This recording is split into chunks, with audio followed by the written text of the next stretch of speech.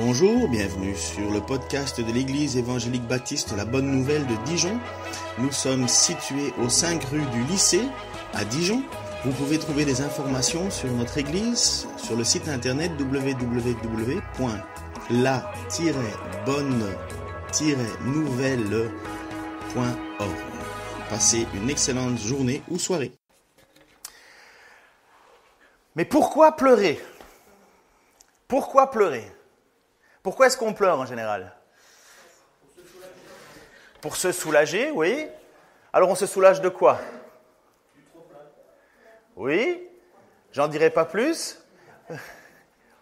Alors, pour quelle raison vous pleurez dans la vie? N'hésitez pas, ce n'est pas une question oratoire, vous pouvez répondre. Les problèmes, exactement, lorsqu'on a l'impression que tout nous écrase. La tristesse, on peut pleurer de joie, oui. Par exemple, quand le Japon a perdu face à la Belgique, j'ai pleuré de joie parce que j'étais persuadé que c'était perdu. À 2-0, j'avais dit à ma femme, allez, on éteint la télé, c'est fini, on va nous parler des sushis pendant 4 ans d'affilée. Non. Et lorsque la Belgique a vaincu, finalement, à la toute dernière minute, oui, j'ai pleuré de joie et de trop plein d'émotions et ainsi de suite. Pareil pour la France. Pour quelle raison on peut encore pleurer? Sur les péchés. Sur les péchés, oui. Ou lorsqu'on perd un être cher. Lorsqu'on perd un être cher, le deuil, la tristesse. Donc quand on pleure sur ses péchés, c'est que finalement on est triste de ce que l'on est et de ce que l'on fait, parce que l'esprit nous travaille. Est-ce qu'il y a d'autres raisons? Oh, ça c'est un bon vieux mot français, ça. Qu'est-ce que féliciter? Vas-y, dis-le. Ah. Féliciter. Donc c'est un mot qui dit lorsque l'on est dans une espèce de joie profonde, d'émerveillement. Lorsqu'une femme accouche, est-ce qu'elle pleure? Oui, et de joie en même temps. À la fois pleurs et joie. Il y a comme un soulagement et en même temps une victoire, mais la douleur est là et ainsi de suite. Mais est-ce que vous savez qu'il y a un temps pour toute chose? Sur terre, il y a un temps pour toute chose. Il y a un temps, donc, dans le livre de l'Ecclésiaste, il nous est dit, il y a un temps pour tout. Un temps pour toute chose sous les cieux. Un temps pour naître et un temps pour mourir. Un temps pour planter et un temps pour arracher ce qui a été planté. Un temps pour tuer et un temps pour guérir. Un temps pour abattre et un temps pour bâtir. Un temps pour pleurer et un temps pour rire. Un temps pour se lamenter et un temps pour danser. Un temps pour lancer des pierres et un temps pour ramasser les pierres. Un temps pour embrasser et un temps pour s'éloigner des embrassements. Un temps pour chercher et un temps pour perdre. Un temps pour garder et un temps pour jeter. Un temps pour déchirer et un temps pour coudre.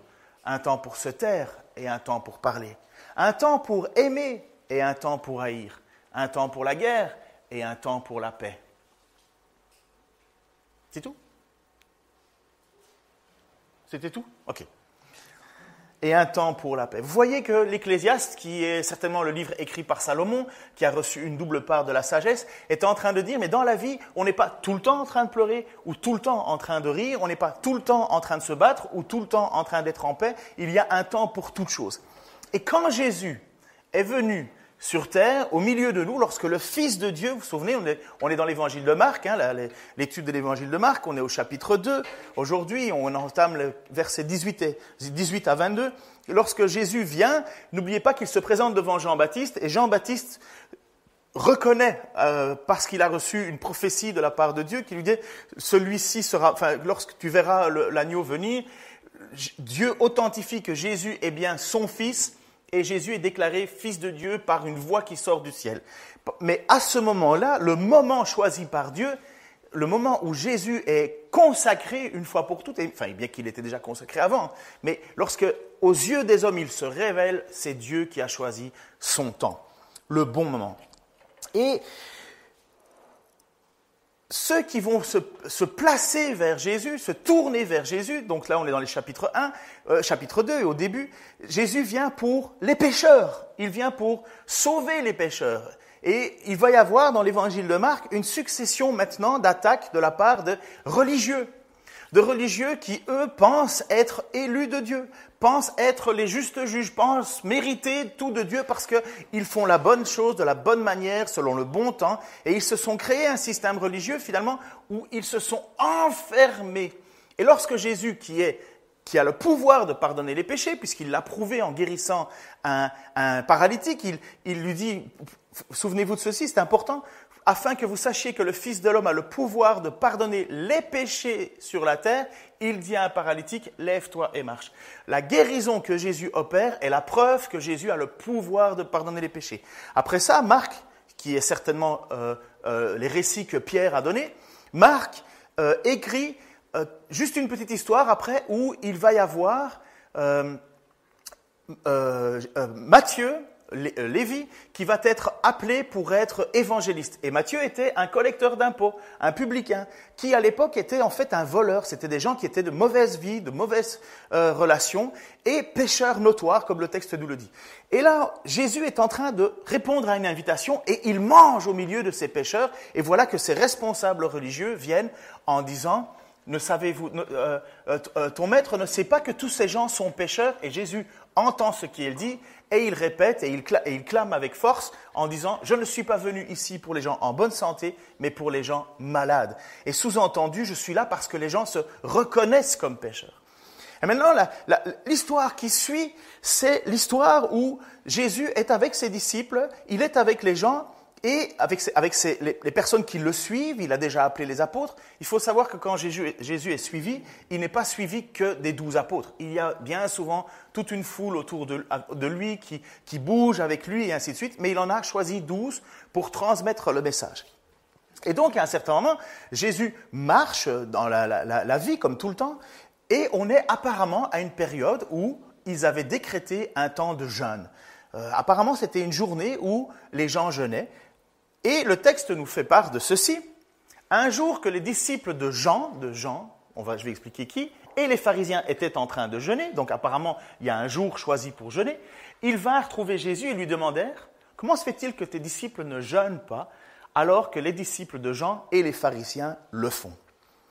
On est étonné de se poser cette question finalement. C'est vrai, pourquoi est-ce que les disciples de Jésus ne jeûnent pas puisque les disciples de Jean-Baptiste et les pharisiens le font. Et apparemment, ils le font à un jour donné. Vous voyez bien qu'il est écrit, un jour, ils étaient en train de jeûner. On ne jeûne pas tout le temps. Vous comprenez la raison? On meurt. Mais on jeûne, apparemment, on choisit des jours de jeûne. Alors, il faut savoir là-dedans qui sont premièrement les disciples de Jean, de qui on parle. Les pharisiens, ça vous le savez, ce sont les responsables religieux de l'époque, dans lesquels on plaçait aussi bien les maîtres de la loi, les scribes, que les prêtres. Enfin, c'est un mot qui est un peu générique quelque part, les responsables religieux. Et on se pose aussi la question, mais qu'est-ce que le jeûne? Pourquoi est-ce que Jésus n'obéit-il pas au jeûne? Pourquoi est-ce que Jésus ne jeûne-t-il pas finalement? Ni les disciples de Jésus. Jésus a jeûné. Vous vous souvenez que quand il est allé tenter dans le désert, il a jeûné 40 jours. Mais apparemment, il y avait une règle qui était donnée et tout le monde jeûnait, ou les religieux jeûnaient à ce moment-là, sauf que Jésus ne le fait pas. Pourquoi? Alors premièrement, qui on parle? On parle de Jean-Baptiste, les disciples de Jean. Disciples de Jean. Attention, un disciple, c'est quelqu'un qui décide de suivre une personne. On a des professeurs ou des ex-professeurs ici. Je sais que Philippe Michaud était professeur. On a Pascal qui est professeur, Odile aussi. On a d'autres professeurs ici ou qui désirent être professeurs? Non? Ok. Ah oui, tu as été professeur. En fait, quand vous aviez un élève qui vous écoutait, c'est un disciple. Mais est-ce que tous vos élèves font exactement ce que vous leur demandez? Ben non, exactement. Eh bien, les disciples de Jean ne veulent pas dire que c'est la pensée de Jean. Ce sont des personnes qui se reconnaissent comme étant suiveurs de Jean-Baptiste, mais ils ne comprennent pas ou ne font pas exactement ce que Jean-Baptiste demande. Alors, qui sont ces disciples de Jean? Image suivante. Voilà ce que le texte nous dit dans Matthieu chapitre 3, versets 1 à 7, et qui nous parle de Jean-Baptiste. En ce temps-là, parut Jean-Baptiste. Il se mit à prêcher dans le désert de Judée. Il disait « Changez, car le règne des cieux est proche ». Ces gens que le prophète Ésaïe a annoncé lorsqu'il a dit « On entend la voix de quelqu'un qui crie dans le désert, préparez un chemin pour le Seigneur, faites-lui des sentiers droits ».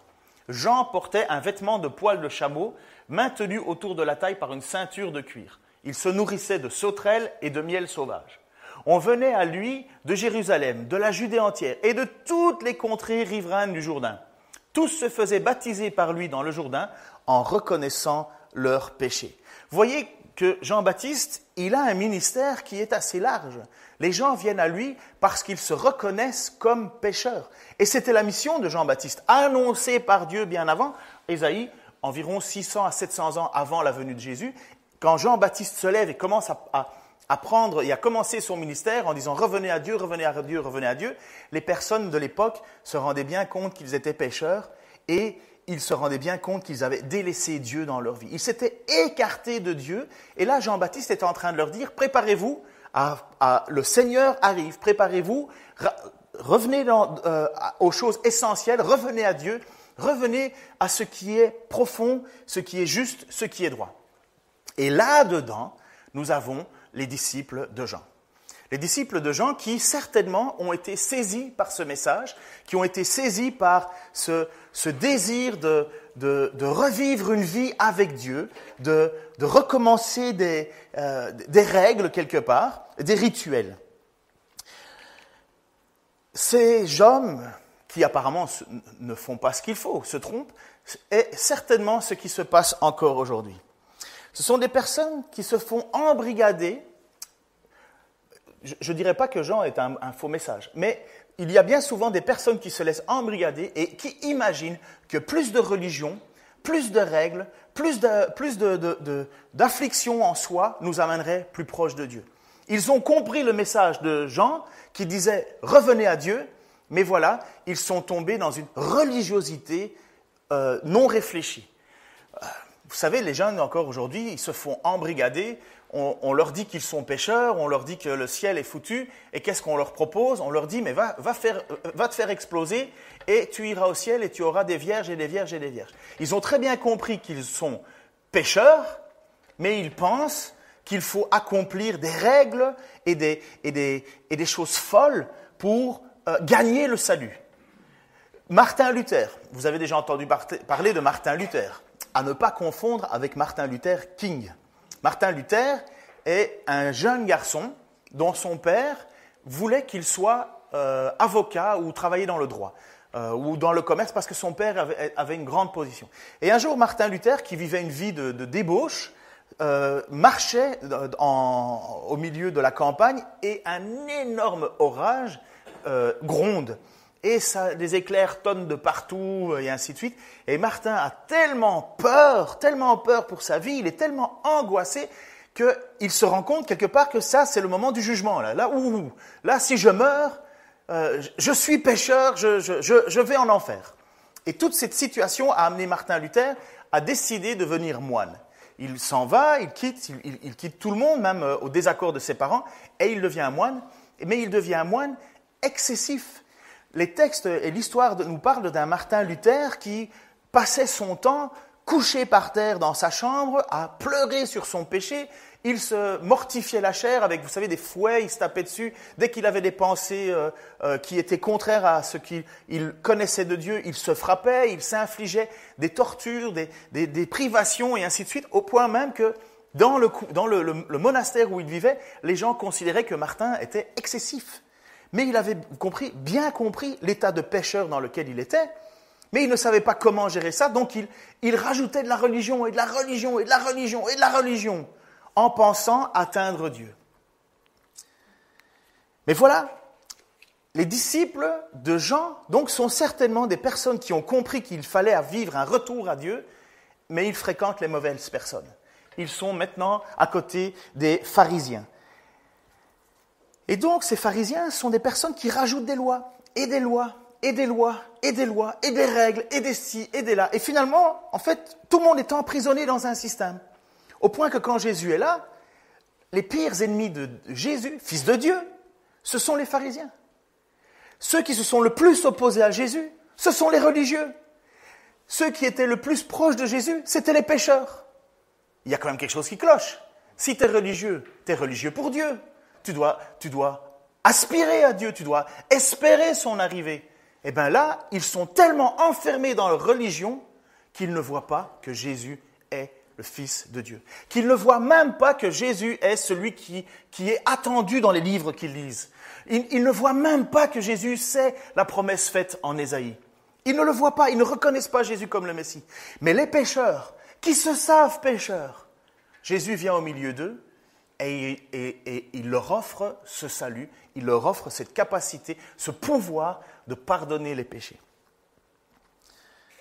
Et donc ces personnes-là voient Jésus et il leur dit, mais pourquoi vous obéissez pas à nos règles ? Pourquoi vous obéissez pas à nos règles ? Les disciples de Jean-Baptiste jeûnent, les pharisiens jeûnent, mais pourquoi vous ne jeûnez pas ? Pourquoi vous n'obéissez pas aux règles religieuses ? C'est comme si tu demandais au fils de Monsieur Carrefour, celui qui a inventé les grandes, il dirait, mais pourquoi vous ne prenez pas une scanner ? Non, c'est un mauvais exemple. Bon, oubliez ça, on effacera, j'arrive pas à trouver une idée là-dessus. Mais ce sont les chefs religieux qui disent, mais pourquoi à Dieu, donc au Fils de Dieu, pourquoi tu n'obéis pas aux règles ? Mais il y a peut-être une bonne raison. Peut-être que ces règles ne viennent pas de Dieu. Parce que Jésus, s'il n'avait pas obéi aux règles de Dieu, il serait pécheur. Si Jésus n'avait pas obéi à la loi de Dieu, il serait pécheur. Il ne pourrait pas payer pour nous, il ne pourrait pas s'offrir pour nous. Il serait pécheur comme nous. Mais donc, ça veut dire que les pharisiens et les religieux ont créé des règles qui ne sont pas de Dieu, qui ne viennent pas de lui. Et pire, qui seraient même contraires à Dieu. Et Jésus leur répond alors avec une réponse assez étonnante. Il leur dit, comment les invités d'une noce pourraient-ils jeûner pendant que le marié est avec eux ? Aussi longtemps que le marié se trouve parmi eux, ils ne peuvent pas jeûner. Le jeûne, c'était une façon profonde de marquer son affliction, de notre tristesse, une façon de se présenter faible et démuni devant Dieu. Ça n'a jamais été une façon de se faire valoir. Pour Dieu, celui qui jeûne et qui le fait de manière à ce que l'on voit et qu'on essaye de voir, oh regardez comme il est hyper spirituel, il jeûne 3 fois par jour, il est constamment affublé de tristesse et de chagrin pour la gloire de Dieu. Jésus dit ça, c'est de l'hypocrisie. Vous vous souvenez que quand Jésus parle au niveau de lorsque tu veux jeûner, il dit ne prends pas une mine abattu et compagnie, ne te jette pas de la cendre sur la tête, ne commence pas à vouloir montrer à tout le monde que tu jeûnes en disant « je meurs pour Dieu ». Non, il dit « toi, lorsque tu jeûnes, lave-toi », c'est une bonne idée, parfume-toi, peigne-toi et sois joyeux. Ce que tu vis, tu vas le vivre entre toi et Dieu secrètement. Mais tu ne seras pas là pour que ta religion soit une espèce de faire-valoir en disant « regardez comme moi je suis spirituel ». Ça ne compte pas devant Dieu. En fait, le texte dit « c'est ça que vous voulez ?» Eh bien, c'est ça que vous aurez. Et vous n'aurez rien d'autre. Vous aurez les gens qui vont vous regarder comme étant des espèces de supra-spirituels, mais pour moi, Dieu, ça ne vaut rien du tout. Et donc, quand Jésus parle finalement de ce jeûne, et en disant « mais pourquoi est-ce qu'il jeûnerait si le marié est là ?» Vous avez déjà été à un mariage, j'imagine, au moins une fois dans votre vie. Vous avez déjà assisté à un mariage, au moins le vôtre. Enfin, j'espère, si vous êtes marié, vous étiez au moins présent. Vous avez des témoins, vous avez invité des témoins. À l'époque, un mariage, ça pouvait durer 6 à 7 jours. Ils font la fête, ils la font bien. Et donc, on invitait, le futur marié invitait ses amis et ses copains autour de lui. Imaginez que vous arrivez à un mariage parce que votre ami se marie, et normalement c'est un sujet de joie, et vous arrivez avec la tête dans vos chaussures, aussi joyeux qu'une limace au soleil, vous êtes là et vous êtes complètement abattu. Ouais, tu te maries ? Ouais. Mais tu vois, tu comprends, moi je peux pas me réjouir là. Je peux pas me réjouir. Non, tu comprends, moi je suis spirituel. Tu comprends ? Ton mariage ? Oh, tu sais, je suis là parce que tu me l'as demandé, je veux te faire plaisir, mais voilà, non. Ben ça, c'est ce que Jésus est en train de dire. Il est en train de dire, est-ce que c'est le moment d'avoir une tête d'enterrement lorsque vous êtes dans une situation qui devrait être une joie absolue. Le meilleur moyen de tuer une soirée, c'est tirer la tête. Hein. Il suffit d'une personne qui boude pour tuer toute une ambiance. Hein. Une personne.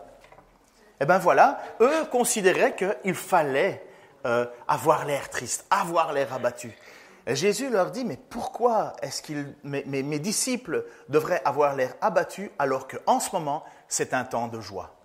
Il y a un temps pour toute chose. Là, c'est un temps de joie.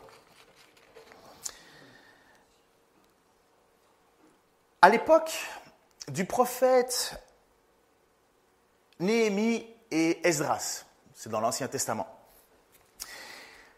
on redécouvre les textes de la loi et le livre de Moïse. Le peuple était en train de vivre n'importe comment, selon son bon vouloir, comme n'importe quel peuple. En fait, il n'avait plus un système d'adoration envers Dieu, il n'avait plus de relation avec Dieu. Et là, on retrouve le texte de la loi, et à un certain moment, tout le peuple se réunit et demande à ce qu'on lise et ce que l'on explique l'Écriture. Voici ce qui se trouve dans le livre... Ah oui, ça tu peux laisser passer. Voici ce qui se trouve dans le livre de Néhémie, versets 8, 1 à 12. Tout le peuple s'assembla comme un seul homme, sur la place située devant la porte des eaux. Ils demandèrent à Esdras, qui était spécialiste de la loi, d'apporter le livre de la loi de Moïse donné par l'Éternel à Israël. Le premier jour du 7e mois, Esdras, qui était aussi prêtre, apporta la loi devant l'assemblée composée d'hommes et de femmes et de tous ceux qui étaient en âge de comprendre ce qu'ils entendaient. Il leur lut dans le livre depuis l'aube jusqu'au midi, sur la place qui était devant la porte des eaux. Tout le peuple était attentif à la lecture de la loi. Hommes, femmes et tous ceux qui étaient en âge de comprendre, Esdras se tenait sur une estrade de bois dressée pour la circonstance. À sa droite se tenaient tous ceux-là. Comme il était placé plus haut que tout le peuple, chacun le vit ouvrir le livre. À ce moment-là, tous se levèrent. Esdras louait l'Éternel, le grand Dieu, et tout le peuple s'écria « Amen, Amen » en levant les mains. Puis ils s'inclinèrent jusqu'à terre et se prosternèrent devant l'Éternel pour l'adorer. Vous voyez que quand il est dit « prosterner devant l'Éternel », il parle de ce livre. La Bible, c'est la parole de Dieu. Le livre de Moïse, c'est la parole de Dieu. Lorsque vous ouvrez la Bible, vous avez la parole de Dieu. À l'époque, ils se prosternent devant l'Éternel. C'est la représentation ou la parole de Dieu, c'est l'écriture qu'ils ont. Alors, bon, je passe tous les noms parce que c'est super compliqué. Et les autres Lévites expliquèrent la loi au peuple qui se tenait debout. Ils lisaient dans la loi de Dieu et expliquaient au fur et à mesure, de façon posée et distincte, afin que chacun puisse comprendre ce qu'il avait lu. C'est un petit peu la justification de la prédication, ça. On lit le texte et puis on explique. Alors, tout le peuple pleurait en entendant les paroles de la loi. C'est quand même incroyable. Tout le monde est en train de pleurer en lisant et en entendant la parole de la loi qui leur est expliquée. Alors, Néhémie, le gouverneur, Esdras, le prêtre et spécialiste de la loi, et les Lévites qui donnaient des explications au peuple, dirent à tous, « Ce jour est un jour de fête, consacré à l'Éternel votre Dieu. Ce n'est pas le moment de pleurer et de prendre le deuil. » Puis Esdras ajouta, « À présent, allez faire un bon repas, buvez d'excellentes boissons, faites porter des portions à ceux qui n'ont rien préparé, car ce jour est consacré à notre Seigneur. Ne vous affligez donc pas, car la joie que donne l'Éternel est votre force. » Car la joie que l'Éternel donne, c'est votre force. De leur côté, les Lévites calmaient tout le peuple en disant « Soyez tranquilles, car ce jour est consacré à Dieu. Ne vous attristez donc pas. » Alors tous allèrent manger et boire, faire porter des parts aux pauvres et organiser de grandes réjouissances, car ils avaient bien compris les paroles qu'on leur avait enseignées. Voyez, qu'est-ce qu'on fait lorsque on entend et on découvre la parole de Dieu? Lorsque l'on entend, parce que ce peuple était éloigné de Dieu depuis un bon bout de temps, là. Ils avaient perdu leur relation avec Dieu. Ils reviennent à Dieu. Et voilà que la première réaction qu'ils ont, c'est de pleurer sur leur sort. Pourquoi, à votre avis? Exactement.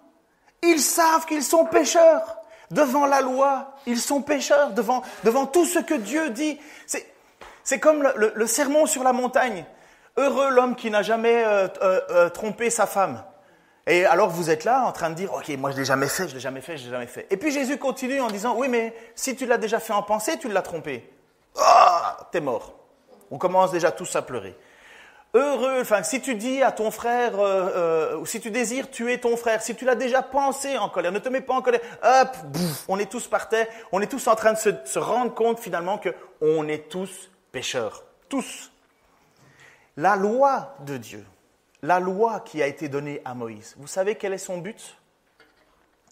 Allez, au moins ceux qui ont fait Romain doivent répondre. Hein. Ça nous a coûté quand même un barbecue. Hein. Alors, quel est le but de la loi? De révéler le péché. La loi, elle est là pour montrer qu'on est tous pécheurs. Tous sans exception. Personne n'est capable d'obéir à la loi. Incapable. Et donc, quand ce peuple entend la loi de Moïse qui a été donnée pour le peuple d'Israël par Dieu, eh bien, qu'est-ce qu'ils se rendent compte? On est pécheurs. Et donc, la première réaction qu'ils ont, c'est de pleurer, c'est de se lamenter, c'est de se dire, on est foutus. Et Esdras et Néhémie, ainsi que les Lévites, leur disent, « Hey, c'est pas le moment de pleurer, là. C'est la fête. C'est la fête. C'est le retour à Dieu. C'est une joie. C'est pas mortifère. Il faut pas, parce que tu deviens chrétien, devenir la personne la plus pénible au monde. Tu dois être joyeux. Dieu t'offre son pardon. Dieu t'offre sa grâce. » Et voilà ce que Jésus est en train de dire alors à ces pharisiens qui sont là, qui eux disent, mais pourquoi est-ce qu'ils ne jeûnent pas? Et Jésus est en train de leur dire, mais le salut est au milieu de vous. Ce n'est pas le moment de jeûner. Le salut est arrivé, le salut est là, la joie est là. Il n'y a aucune raison pour qu'une église soit un lieu de face de carême. Qu'est-ce qu'une face de carême? Vous n'avez jamais entendu cette expression-là, hein? C'est une expression québécoise qui dit face de carême, c'est parce que vous savez, le carême, c'est l'idée de dire pendant 40 jours, tu empêches d'être joyeux. Une église qui passe son temps à avoir des phases de carême, des gens qui tirent la tronche, des personnes qui veulent être renfermées sur eux-mêmes, ce n'est pas une vie chrétienne. La vie chrétienne est une vie de joie. De joie. Pourquoi? Parce que nous sommes en paix avec Dieu. Bien sûr, il y a un temps pour pleurer. Il y a un temps pour pleurer sur nous, sur notre péché. Il y a un temps pour être parfois insatisfait. Mais la vie chrétienne n'est pas définie par une espèce de sécheresse, de règles, d'habitudes. La vie chrétienne, elle est liée à une relation que l'on vit avec celui qui est venu au milieu de nous pour nous sauver. Et ce que nous faisons le dimanche matin, c'est célébrer quoi? Celui qui nous a sauvés. Est-ce qu'on le fait en pleurant? Est-ce qu'on le fait en étant triste, abattu? Si on fait ça, on est en train de se rapprocher petit à petit de la bande des pharisiens. Et puis on se met des règles. On ne peut pas venir à l'église avec... on ne peut pas voir tes genoux. Hein. Ah non. Tu ne peux pas rire. Attention. Ne lève pas les mains. Non. Les you-you là et les exclamations de... Non, ça non. Dieu n'aime pas ça. Et puis on se met des règles, et des règles, et des règles.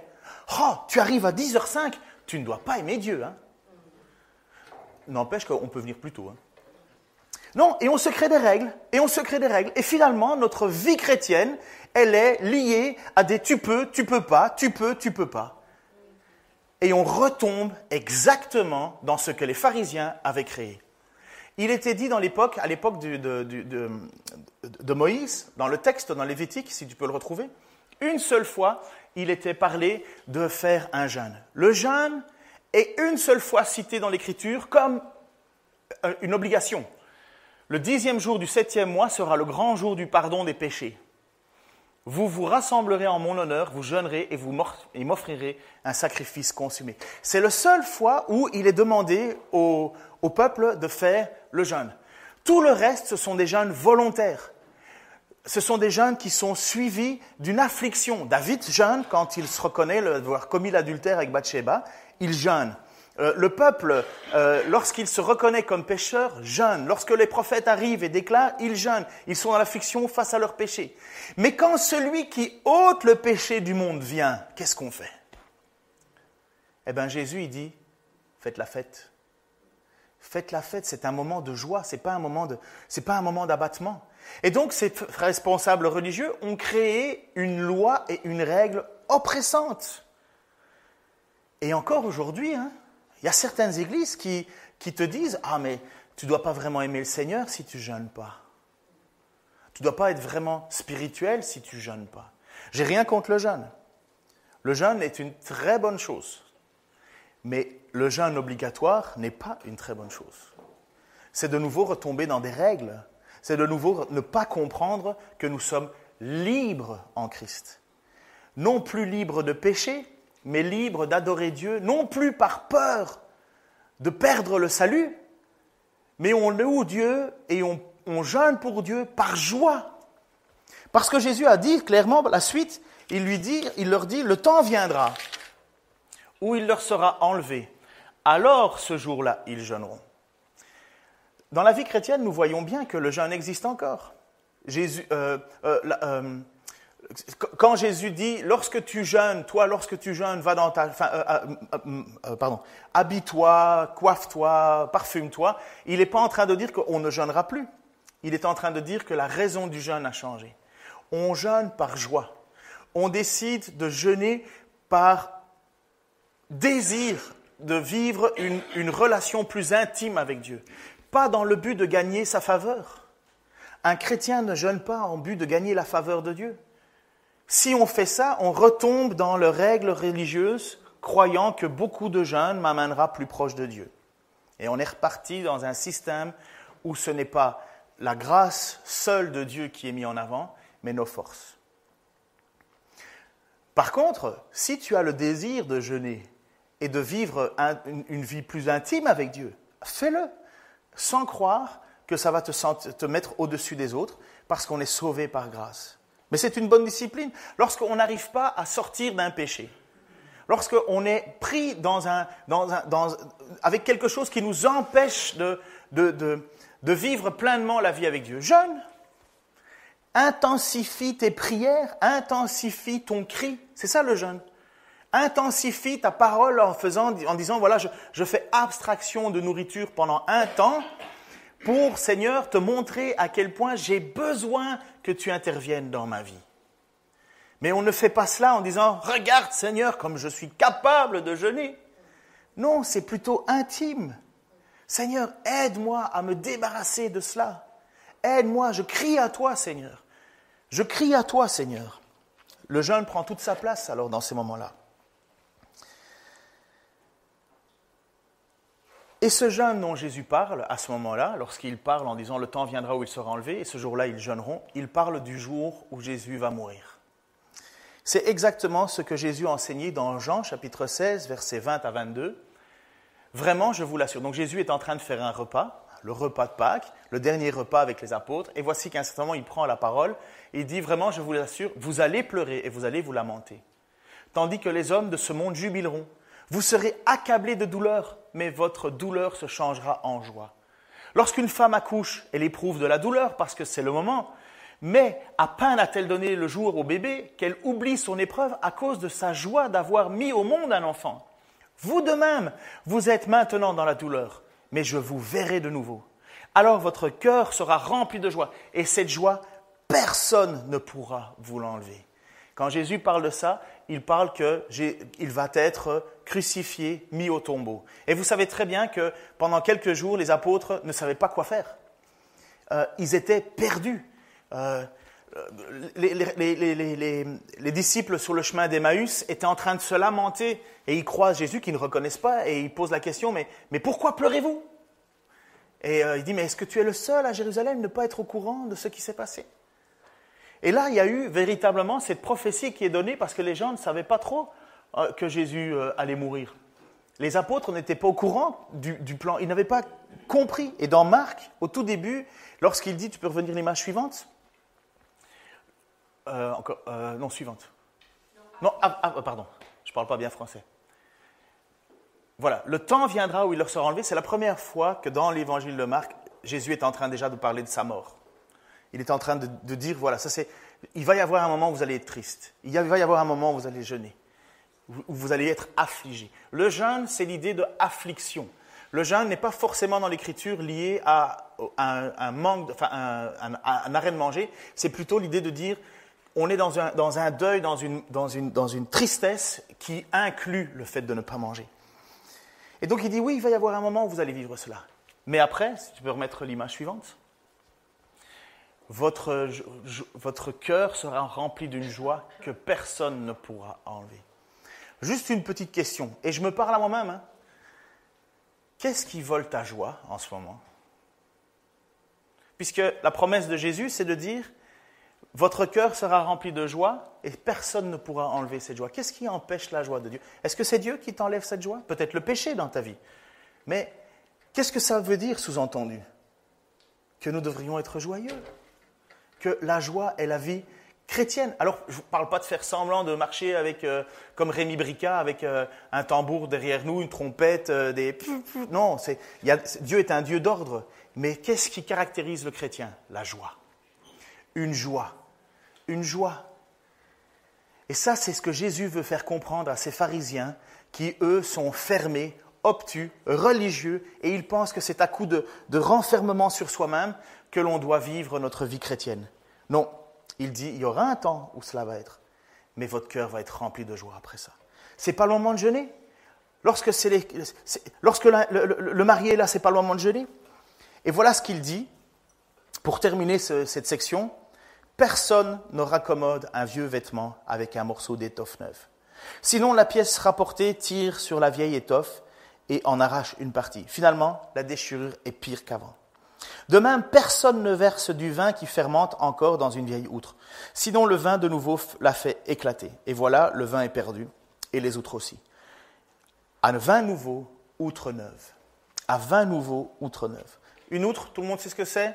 À l'époque, on utilisait des gourdes et c'était des peaux de chèvre. Je ne sais pas comment ils faisaient, mais ils le faisaient. Ils arrachaient la peau d'une seule pièce, on faisait des nœuds dans les pattes et la tête servait de bec verseur. Et donc, les outres, lorsqu'elles étaient vieilles, elles avaient tendance à se craqueler, à devenir rigides.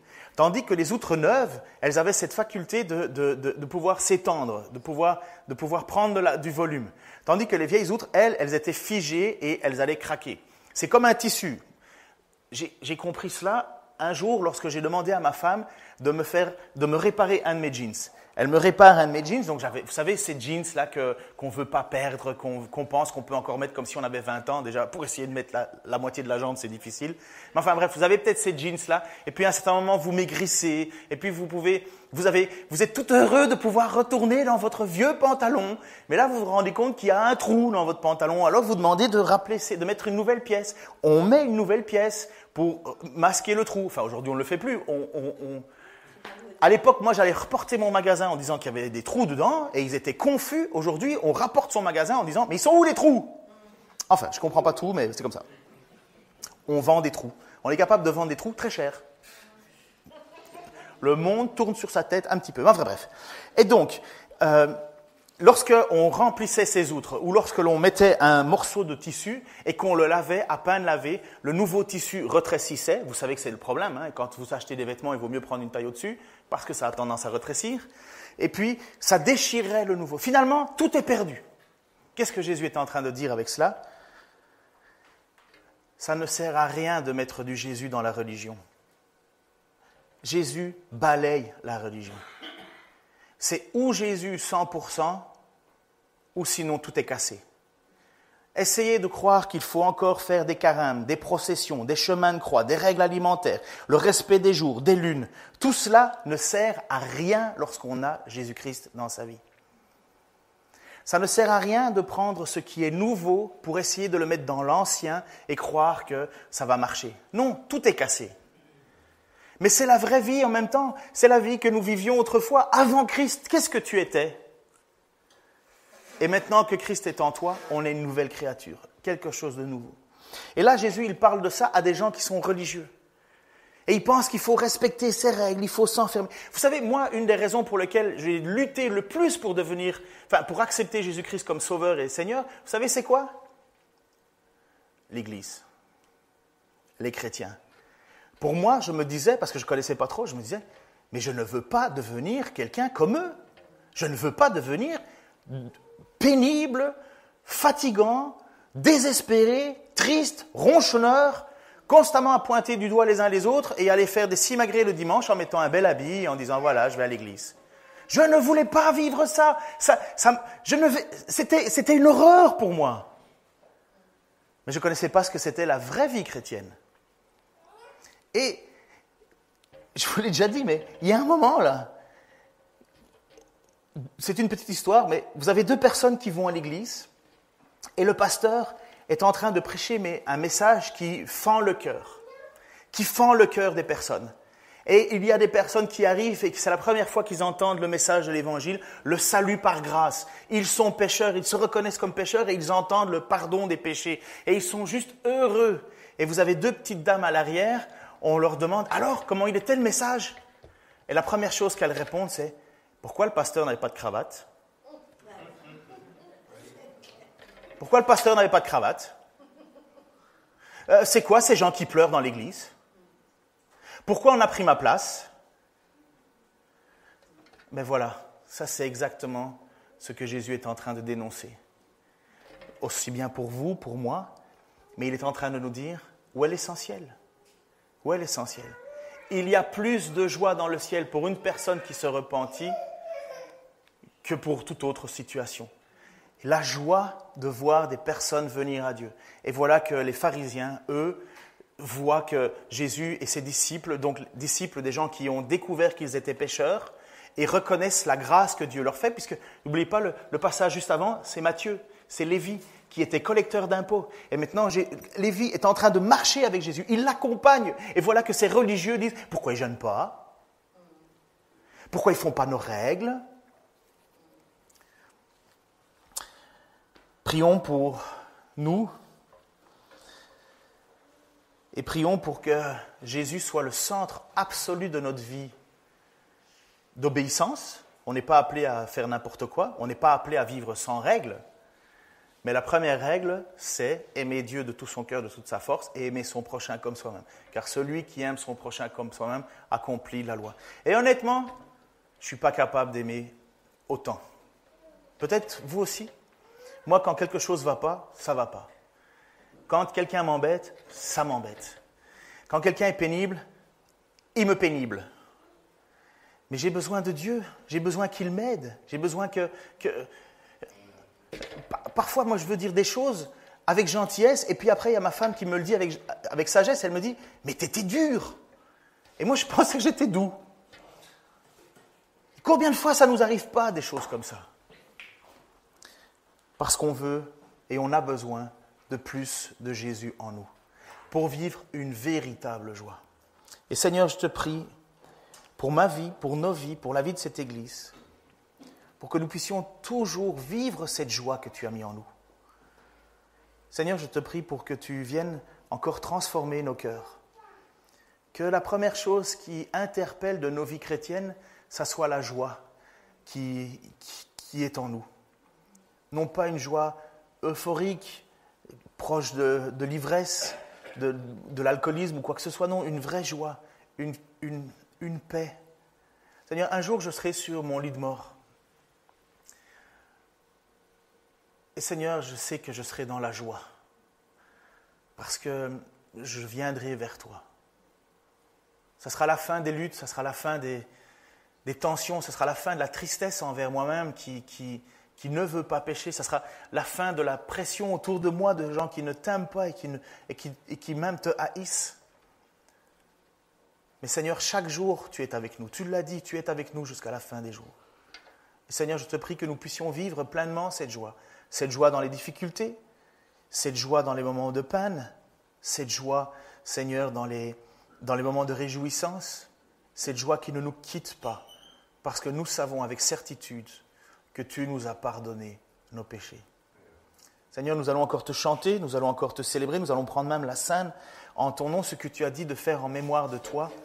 Seigneur, que nous puissions le faire, non pas avec un esprit de vainqueur, Seigneur, mais avec un esprit bien humble. Seigneur, je te prie pour que toute personne qui prenne cette scène se rende bien compte de qui tu es, de ce que tu as accompli et de ce que nous sommes. Seigneur, je te prie aussi pour ceux qui désireraient marcher avec toi, qui désireraient une fois pour toutes abandonner tout système de pensée, de religiosité, pour t'accueillir toi pleinement. Je te prie, Seigneur, pour que des décisions se prennent à la gloire de ton nom. Je te prie, Seigneur, que tu fasses de nous des êtres nouveaux, totalement nouveaux. Et je sais que, Seigneur, que c'est ta volonté, que c'est ton désir, et que c'est comme ça que ton Église avance et est une lumière au milieu des nations. Dans le nom de Jésus-Christ. Amen.